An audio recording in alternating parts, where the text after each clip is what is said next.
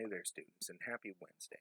Did you guys know that Wednesday is actually named after Odin, the patriarch of the Norse gods? Wednesday, Odin's Day, Odin's Day. You can see how over time Odin's Day eventually became Wednesday. And that being the case, I figured that we would start off this Wednesday's books with a story from the Norse myths by Kevin Crossley Holland again. And this one, at least starting off with, involving Odin a bit. And without further ado, I'm going to read. This is called, it's a quick story. This is called The War of the Aesir and the Vanir. Oh, before I begin, I did want to mention that if you're bearing with me through this mediocre sound quality, I appreciate it.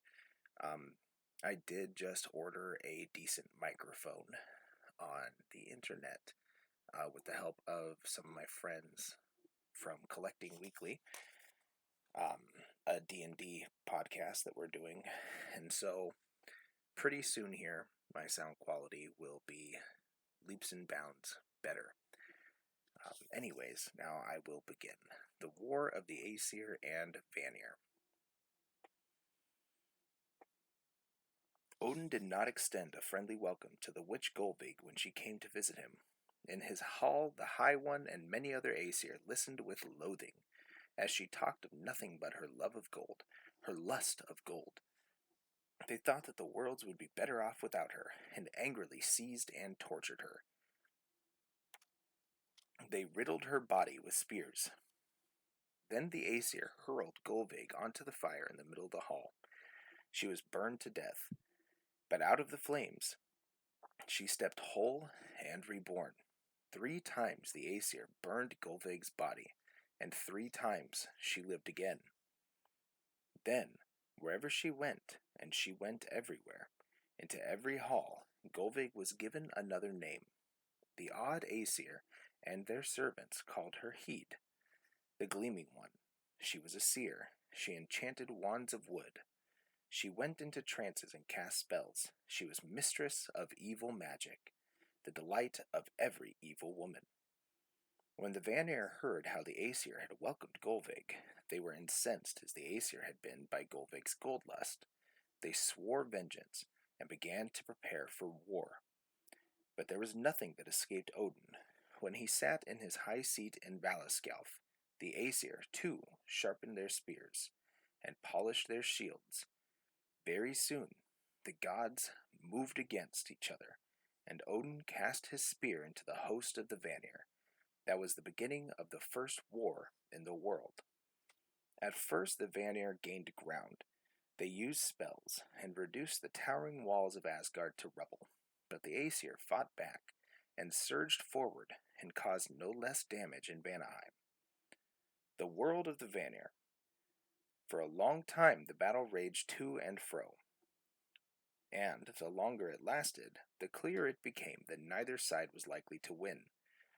Then the gods on both sides grew weary of war. Talk and truce seemed better than such turmoil. So leaders of the Aesir and the Vanir met to discuss terms. They argued about the war's origins, and whether the Aesir alone were guilty of causing the war, or whether both sides were entitled to tribute. The end of the discussion was that the Aesir and Vanir swore to live side by side in peace, and agreed to exchange leaders as proof of their intentions.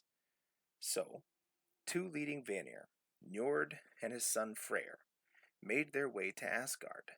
Njord's daughter, Freya, journeyed with them, and so did Vasir, the wisest of the Vanir. The Aesir welcomed and accepted them, much as they disliked the fact that Freyr and Freya were the children of Njord by his own sister. They appointed Njord and Freyr as high priests to preside over sacrifices, and Freya was consecrated a sacrificial priestess.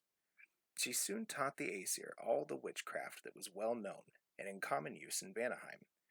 For their part, the Aesir sent long-legged Honir and wise Mimir to live in Vanaheim.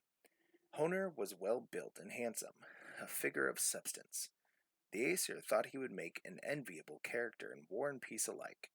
Mimir, like Vasir, was held to be second to none in his understanding and wisdom.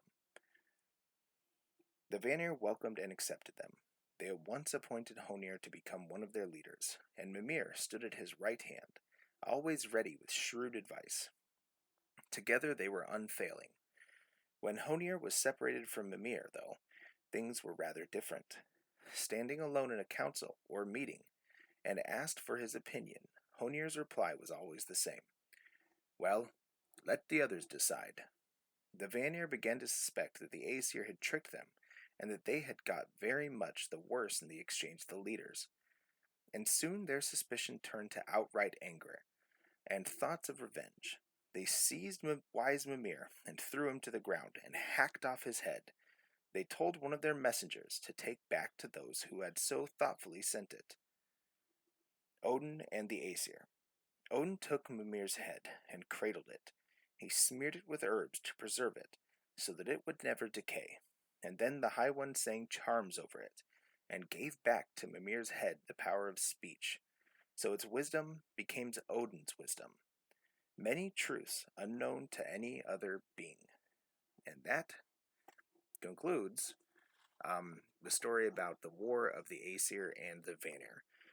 So, one thing that I think is pretty unique about Norse mythology in general is just how vain and petty a lot of their stories of their gods seem to be.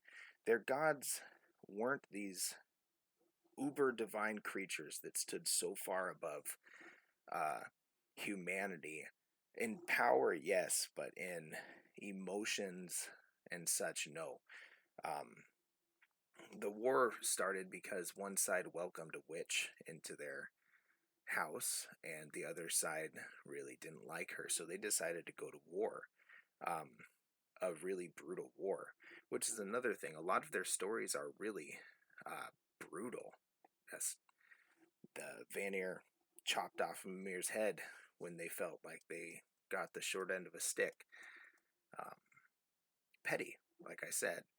And it's interesting that they used the Norse peoples, their gods, a lot more often, and the stories of their gods as similar to fables that we've read before together. They used them as lessons, to teach people, to teach their younger people to learn kind of what not to act like. Don't be this vain, don't be this petty. But they did look up to the strength that their gods had. And there is a note on this myth, which is something I really like about this particular book. Let's go to page 183, and we'll read a little bit of the notes that they have on this one in particular. There we go. Hey, I like that. I just found a $2 bill in this book. I must have put that in there years ago. It's always nice to find money. All right. From page 183, the notes on the War of the Aesir and the Vanir. The only rounded account of the first of all wars occurred in Snorri Sturluson's Ynglinga Saga, chapter 4, and I have taken that as the basis for my version. But Snorri also alludes to the war in Skaldskaparmal in the Prose Edda. He says that the gods put the seal on their truce by spitting into a communal crock, and made out of the divine spittle a man called Vasir, which is sort of what we read about a couple of days ago in the story The Meat of Poetry. That was briefly gone over. In this respect, Snorri contradicts himself. For Ynglinga Saga describes Vasir as the wisest of the Vanir, and involved in the exchange of leaders with the Aesir. So this is an interesting thing to note. The Prose Edda and the Heimskringla, and I do have copies of both, so maybe some of these tales eventually that we're reading in this book will reread out of one of those books. The language is a bit denser. But those are, from Snorri Sturluson, some of the earliest accounts of written recorded text for these Norse mythology stories. And they weren't perfect because a lot of these stories were passed on originally through the oral tradition from story to story. And when you have many people um, throughout an entire, vast peoples in the world telling all these different stories, eventually things are going to change and there's going to be mild details that might contradict one another, but the message is still, for the most part, the same. So it sounds to me like perhaps Snorri was just recording the best versions of each story that he got, the ones that made the most sense, and sometimes some of the smaller details, such as Vasir,